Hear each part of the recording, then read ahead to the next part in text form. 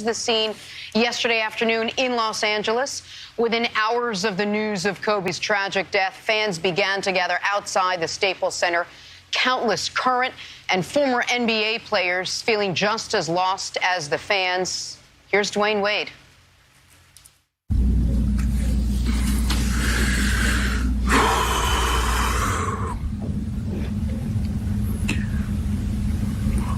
Today is one of the saddest days in my lifetime. It seems like a bad dream that you just want to wake up from. It's a nightmare.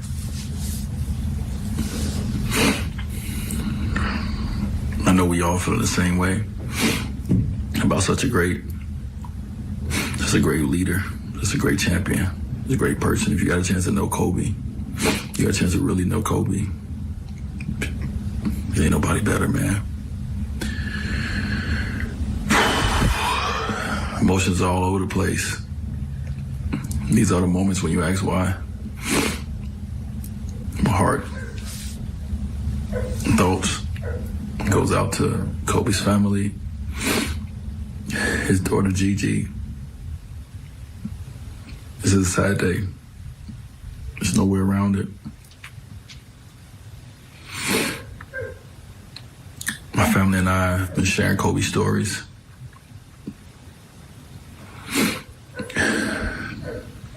We have so many moments that he's given us. And we're so thankful for those moments. I'm thankful for those moments, man. This was one of my favorite players. And I got a chance to have a relationship, a friendship. But I would miss him. I would miss the friendship. I said it many times. When Kobe retired from the game of basketball, it left a hole in my wanting to play. Because when I came in the league, I chased him. That's who I chased. I wanted to be respected by him. And once I reached that level, I knew I did something. So,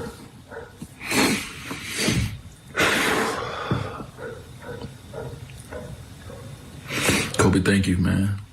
Thank you for all the memories. Dude, we got a lot of good ones. And these tears that we're crying, we're going to miss you.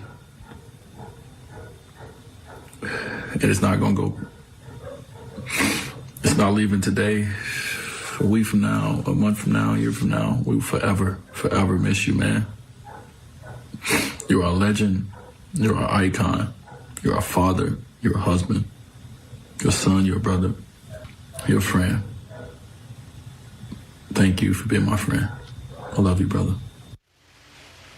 Oh, the raw emotion from everybody that Kobe has touched along the way. If we didn't already know, yesterday showed us just how much Kobe meant to an entire generation of former and current players.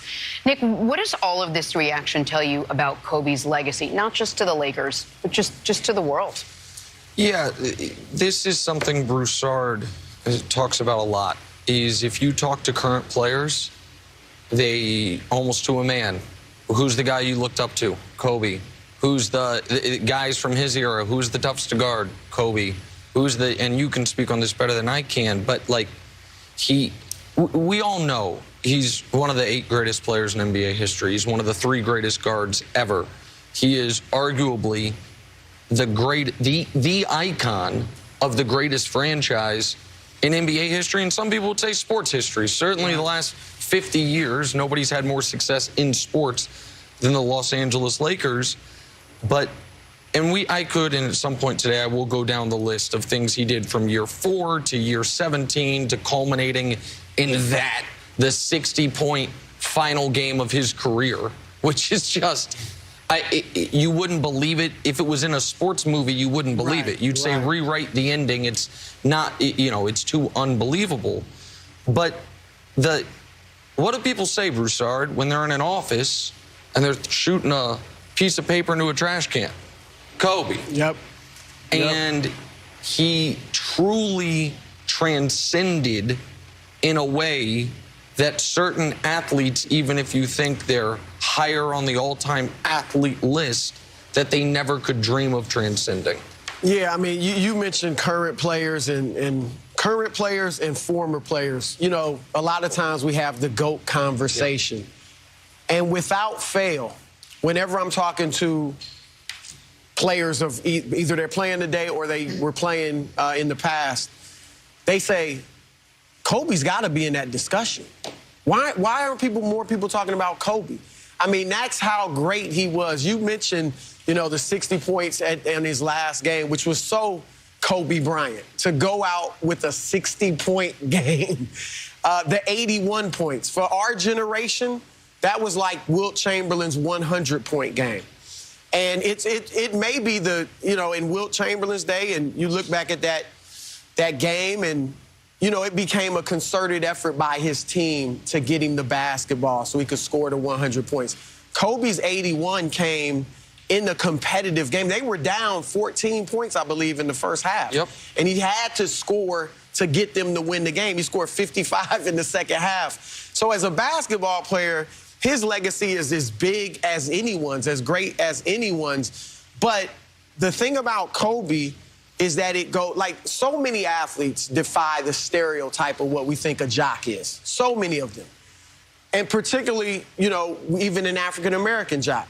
Kobe defied those stereotypes more than anyone. He spoke 5 languages. He wasn't from the hood. You know, a lot of people think his mentality, the killer instinct, that you gotta be from a really rough and tough upbringing to have that type of mentality. Kobe's dad played professional basketball. Kobe grew up in Italy to some degree, and yet he had as tough and as hard-nosed of a mentality as anybody, as any athlete we've ever seen.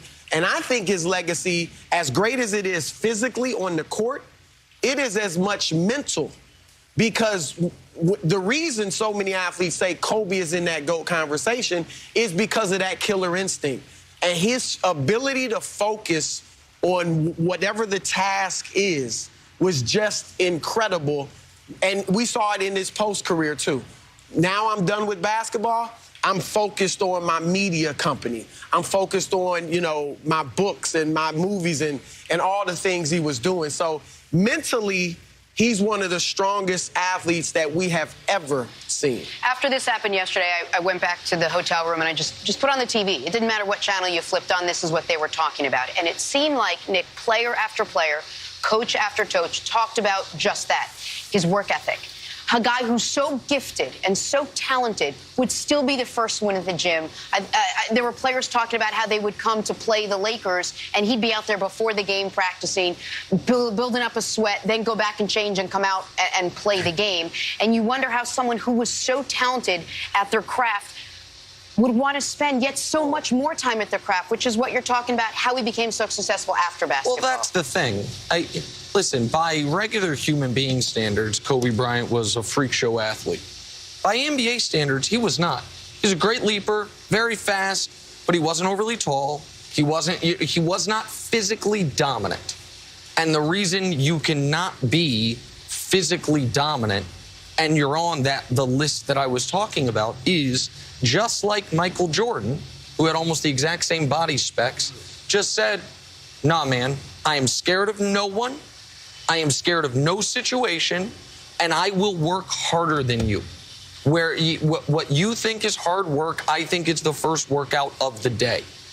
And that is how you get to this level of greatness. That is how in year 17, you are playing your 78th out of 80 possible games in a season. You're averaging 27 points per game, trying to drag a team that was well past its era into the postseason, and have your Achilles pop on you and still get up and shoot those free throws. Right. There are so many moments in Kobe's career that if he were a fictitious character, you would think, well, that's the penultimate scene of the movie.